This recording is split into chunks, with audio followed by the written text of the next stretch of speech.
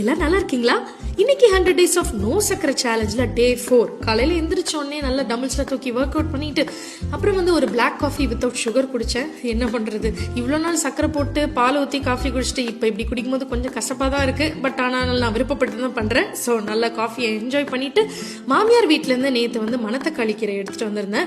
அதை வந்து ரொம்ப வாடி போயிருந்துச்சு. அதனால் தண்ணியில் போட்டு அதை கொஞ்சம் மலர விட்டுட்டு துணி துவைக்க வேண்டிய வேலையெல்லாம் இருந்து அதை வாஷிங் மிஷினில் போட்டாச்சு. அப்புறம் ஷாப்பிங் போனேன். அங்கே போனால் நல்ல பிஸ்கெட்லாம் பார்த்தேன். இருந்தாலும் எல்லாத்தையும் கண்ட்ரோல் பண்ணிட்டு எதுவும் வாங்காமல் மல்லிகை ஜாமானும் எனக்கு பப்பாளி சாப்பிடணும் ஆசையாக இருந்தது. அதை வாங்கிட்டு வந்து வீட்டில் பார்த்தா கீரை அவ்வளோ அழகாக மலர்ந்து இருந்தது. இன்னைக்கு வந்து நான் கோழி குழம்பு தான் செய்யலான்னு பிளான் பண்ணியிருந்தேன். ஆனால் வெறும் சோத்தையும் குழம்பையும் மட்டும் வச்சு அடிக்க முடியாதுல்ல. அதனால ஆஸ் யூஷுவல் எனக்கு வந்து பீட்ரூட்டில் வந்து ரைத்தா பண்ணலான்னு அந்த ஃபுல் பீட்ரூட்டையும் பாயில் பண்ணியாச்சு. என்னதான் காய்கறியை வச்சு நம்ம கஷ்டப்பட்டு டயட்னு சொல்லி சாப்பிட்டாலும் இந்த மாதிரி கோழியெல்லாம் ப்ரோட்டீன் வகையில் வரதுனால நம்ம குழம்புல உள்ள கோழியாவது எடுத்து சாப்பிட முடியுது. என்னோட லஞ்ச் வந்து கால்வாசி ரைஸும் மிச்ச பாதியில் வந்து ப்ரோட்டீனுக்கு கோழியும் காய்கறியும் வந்து நான் நல்லா வச்சு சாப்பிட்டேன். அந்த ஃபர்ஸ்ட் போயிட்டு கோழி குழம்பு எடுத்து வாயில் வைக்கும் போது அப்பா சொர்க்கத்துக்கே போயிட்டு வந்த மாதிரி இருந்தது.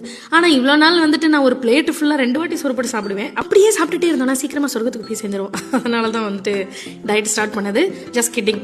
ஈவினிங் வந்து நான் ஒரு பிளாக் டீ வித்தவுட் சுகர் குடித்தேன். நைட்டு வந்து நான் வெள்ளரி பிஞ்சும் சிக்கனை மேரினேட் பண்ணதை வந்து லைட்டாக சாட்டே பண்ணி ஒரு சாலட் மாதிரி பண்ணி சாப்பிட்டேன். ஆனால் அது சிக்கனில் உள்ள டேஸ்ட்டா இல்லை வெள்ளரி பிஞ்சில் உள்ள டேஸ்ட்டா தயிரா எதுனே எனக்கு தெரியல. அவ்வளோ டேஸ்ட்டாக இருந்துச்சு. எனக்கு தெரிஞ்ச வெறும் காயே டயட்ன்ற பேரில் சாப்பிட்டுட்டு கறியை பார்த்தோன்னே வெறி வந்துருச்சுன்னு நினைக்கிறேன். ரொம்பவே என்ஜாய் பண்ணேன். அவ்வளோதான். 100 days of no சக்கரை சேலஞ்சில் டே 4 சக்ஸஸ்ஃபுல்லாக முடிஞ்சிருச்சு. டாடா.